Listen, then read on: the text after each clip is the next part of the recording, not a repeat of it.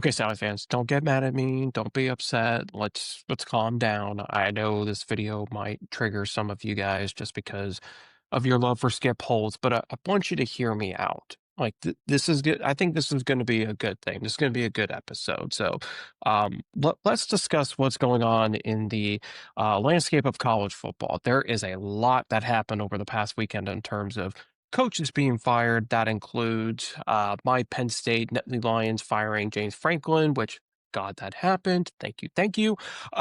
There's a lot of other coaches that lost their jobs as well, and obviously it's a horrible thing for anyone to lose their job. But their changes sometimes need to be made for the good of the school. So one change that was made was everyone kind of knows Trent Dilfer's story from, being the Baltimore Ravens quarterback that led them to the Super Bowl back in 2000 to his work with ESPN. And he's recently been the head coach of the University of Alabama, Birmingham, or UAB. And that time has come up for him. They ended up firing him after going 2-4 to start this season.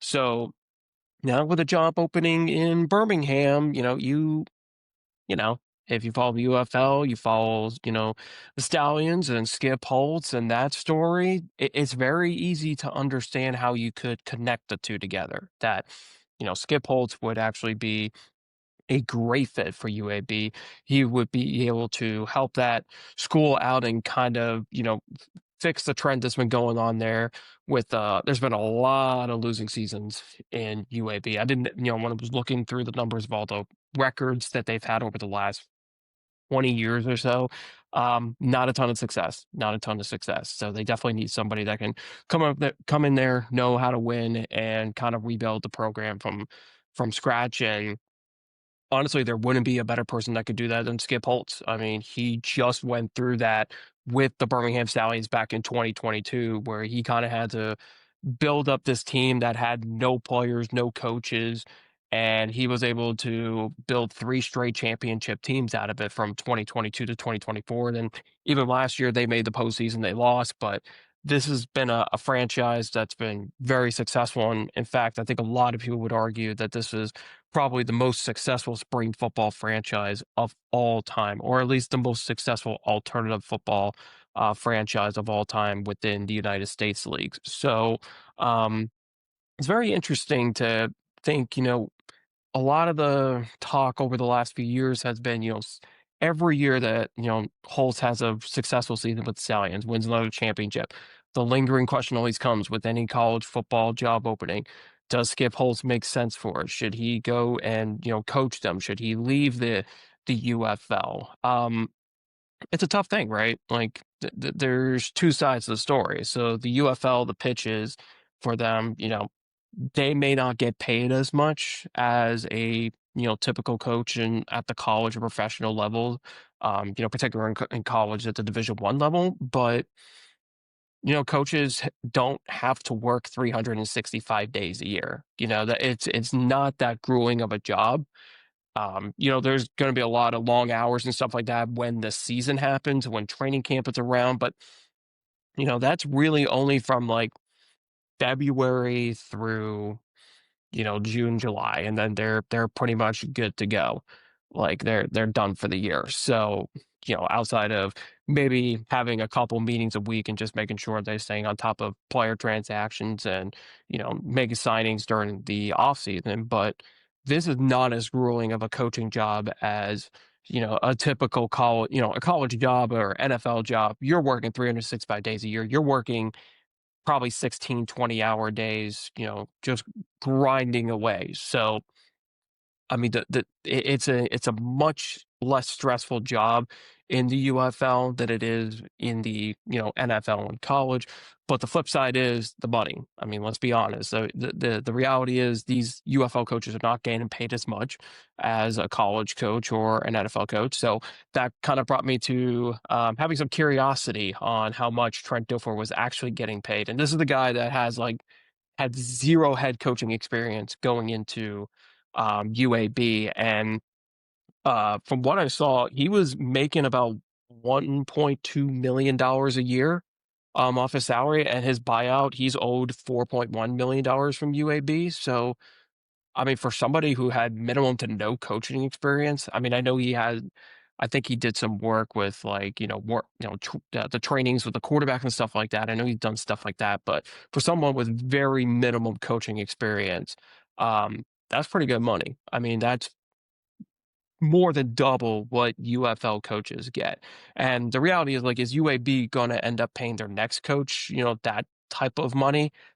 I don't know. I don't think so. I mean, I just don't see them spending as much money. I think they spent money on Trent Dilfer because he's a name people know within, from his work being in front of the camera and from the media versus what he did in the NFL as a quarterback. So UAB was more than willing to spend that money. They may not be able to spend as much money, but even if they don't end up hitting like that 1.2 million per year, like that's still like really good money for a coach. So for Skip Holtz, like, if I'm Skip Holtz and he gets a call from UAB for a job interview, like, I'm taking that interview.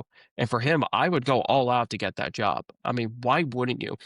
That's an opportunity to work at a Division I program, and yeah, you're not gonna be in a Power 5 conference, but, you're still gonna be in a relatively good conference. You're gonna be in a location that you know so well since you've been playing in Birmingham over the last 3 to 4 years. You know the community there. The community is gonna help you out in terms of making sure you got boosters and got the revenue that you need for the university, because I know a big part of college now is the NIL part of it. So they're going to need money to, try to save up and bring in some recruits and bring in players to the university. So there's a lot of good that can come out of Holt being the head coach there and having those ties. um, I think a big thing for Holt is he's gonna have to decide is, when he was a college coach, it was a very different landscape from what it is now because the NIL thing has been very new over the last since 2 years plus. And when he was the head coach, that wasn't a thing. So now that this becomes a very interesting situation, does Holtz want to deal with that? Because we've seen coaches over the years, kind of leave because of the landscape. You look at like, Nick Saban, he wasn't exactly the greatest fan of the NIL stuff. And, there's been, college basketball coaches that have left because of it. Tony Bennett with Virginia left specifically because of NIL and the impact and that it was making on the college games. So that's going to be another thing. Like, does he want to handle that kind of situation? Because we see a lot of colleges now hiring general managers to kind of handle the business side of it. And it's a very different landscape from when he was head coach, but he's been successful at the college level. He's coached at multiple schools over the last, what, 2 to 3 decades. I mean, dating back to like the 90s. He had a great run at Louisiana Tech recently. I think he was there until 2021. He had a winning record there. He's had a lot of success as a college coach, maybe not at the Power 5 level because he hasn't really been up that high. I think the best conference he's coached at was like the Big East conference, but he's had good success with the mid level, conferences and been able to win games. So for Holtz, I think that would be a great situation for him to go to UAB. Now, is it a bad thing for the UFL?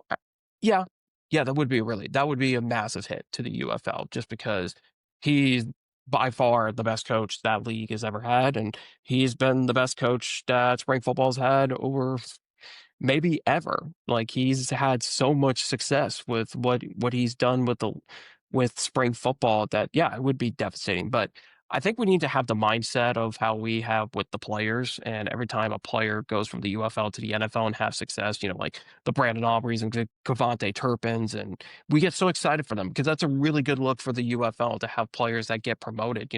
Mike Rapoli's talked about it. He wants to have players, he wants to make the UFL developmental league for players to come in and out. So he wants them to come in, play 1 year, get promoted to the NFL, and get signed.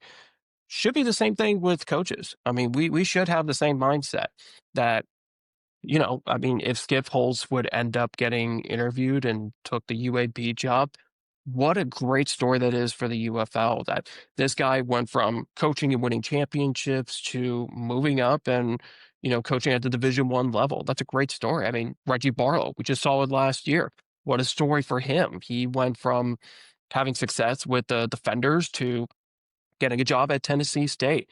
And then that ended up being, the aftermath of it ended up being just as good of a story with Shannon Harris taking over as the interim coach, leads him to a championship.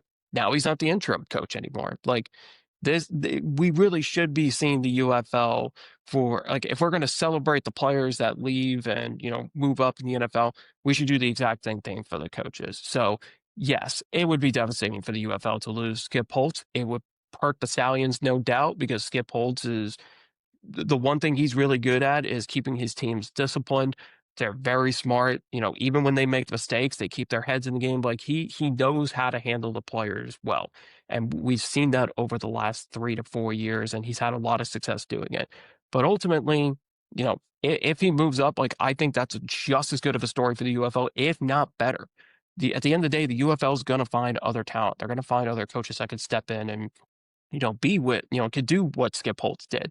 And that's okay. I think that's a great thing. I think we should be giving younger coaches an opportunity to do it. So, thought I might bring that up because I saw the tweet. All this came from the tweet that AJ Smith, former offense coordinator for the Brahmas and Roughnecks, had posted with saying Skip Holtz job, and I think that kind of got people talking a little bit. And, I am all for Holtz getting an opportunity to at least interview and get the job. And if not, then all right, not the end of the world. He will stay with the UFL and just dominate like he usually does. But if he can get a job, I think that'd be really good for the UFL.